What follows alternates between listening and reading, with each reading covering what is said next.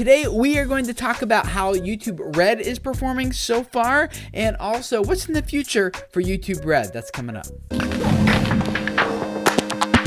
Hey guys, my name is Tim Schmoyer, and it's Tuesday. Time to take a look at some of the online video news from last week and talk about the implications that it has for us as creators for developing our audiences and our platforms here on YouTube. First of all, I just want to say thank you to everyone who commented on last week's video where I was talking about how I'm going to take a little bit of a break from this channel. I'm going to slow down. Even right now, I'm just kind of vlog styling this with my webcam and then do some screen capture here stuff with you guys. But totally different format, but I just love all the support. The main things that I heard that I'm going to think about going forward into Video Creators 2.0 that will launch in January is, one, you guys want me to go more in depth, more like not just surfacey stuff, you know, of tips and tricks, but like some meat, some solid stuff. And I've got a lot of courses that do that already. I've got some other courses coming up that will do more of that for you, like a video SEO course and things.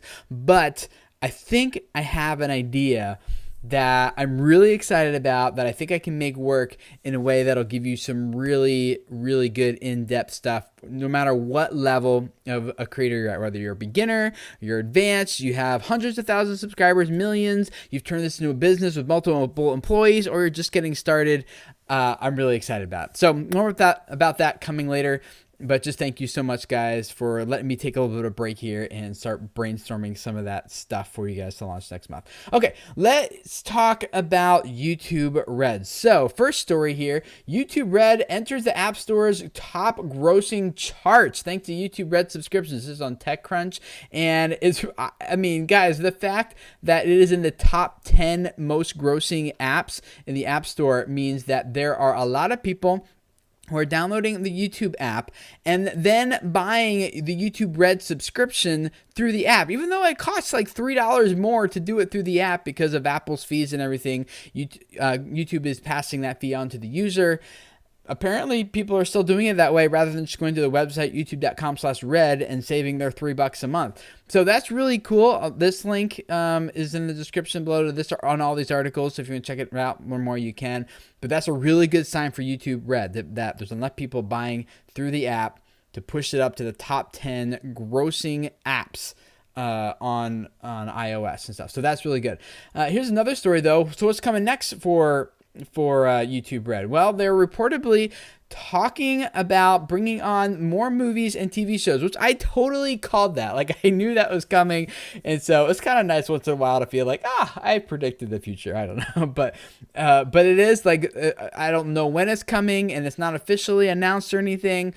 But I do think it makes sense that for YouTube to not just have, you know, ads removed from their content, and they are working on, you know, original content they're bringing, but also then to go out and basically compete with Netflix and Hulu, and you're gonna pay $10 and get all the movies and all the TV shows and all the original content that YouTube provides, no ads, everything, all for, and even your Spotify-ish account, which is actually Google Play Music, which, you know, I don't know how YouTube's going to do it all for $10 a month. Like, usually Spotify alone would be like, what, almost $10 a month, and just for that, and then which is included for free as a part of this, and then you also got your Netflix would be like $8 or $9 a month, you know, just for that, for the licensing deals. And so they combine all of this into one. The only way I think it can work is if enough people pay for Red, that will drive up CPMs on the remaining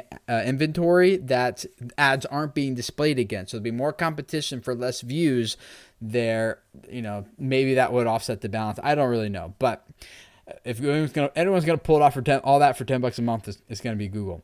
Another thing, let's switch over to Facebook.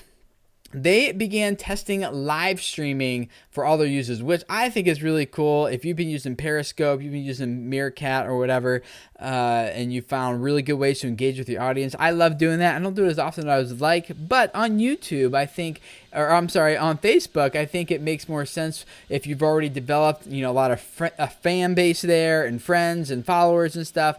Like Periscope, you're kind of either basing on Twitter or starting all over. Same with kind of Blab, but on Facebook, I think it makes a lot of sense. So I am really looking forward to getting this, to be able to go live. They're rolling it out to more users. It used to just be limited to those who are highly public figures, but they're rolling it out to more people now. just to kind of everyday users like you and me. This is what they're this is the icon to look for when you go to make a new status update. Look for that icon that's in the left image there. And finally, I'm not going to talk much about this, but I am going to put a link to it in the description below. What's the optimal length for YouTube versus Facebook video? This is on Real SEO. They pulled a lot of data from Tubular Labs, and they looked at what videos that had over 10,000 engagements, that 24,000 videos in total. And I think you're going to find some surprising thing. But this is the big punch right here. Videos on YouTube nearly 10 times longer than on Facebook. People are making much longer content on YouTube than on Facebook, and it is performing that way likewise, average number of seconds. And then the engagement is really good too. So what I got from all this is that we all know that Facebook is inflating their view count statistics by just calling it a view. If someone scrolls right past it in their news feed, it's still a view for some reason.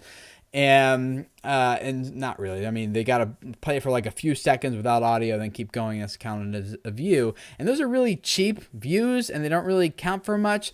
But the better metric to measure on your videos on Facebook, according to the report, is engagement, which would be likes and comments and things like that. And similarly on YouTube, people are more likely to engage and comment on there as well. So really fascinating data. If you want to go check it out, I've got a few other stories that I think are really important that I'm not going to put in this video because of time, but I will be sharing those with those of you who are patrons over at patreon.com/video creators, and you are helping me make this channel sustainable to help support you guys and the audiences you're developing. So thank you for that. Check for that later. And I would love to hear from you guys if the Facebook live streaming thing is something that you're interested in, if that's something you're going to be using, comment below, and how will you be using that specifically in a way that either builds your YouTube channel or just your audience development and your relationship with those people overall. Love to hear from you. If this is your first time here, thanks for hanging out. We'd love to have you subscribe. Every Tuesday, we take a look at the online video news world, talk about what it means for you as creators so that you can continue to grow your channel and your audience to spread a message that will change lives. So thanks for hanging out, guys, and I'll see you guys again soon. Bye.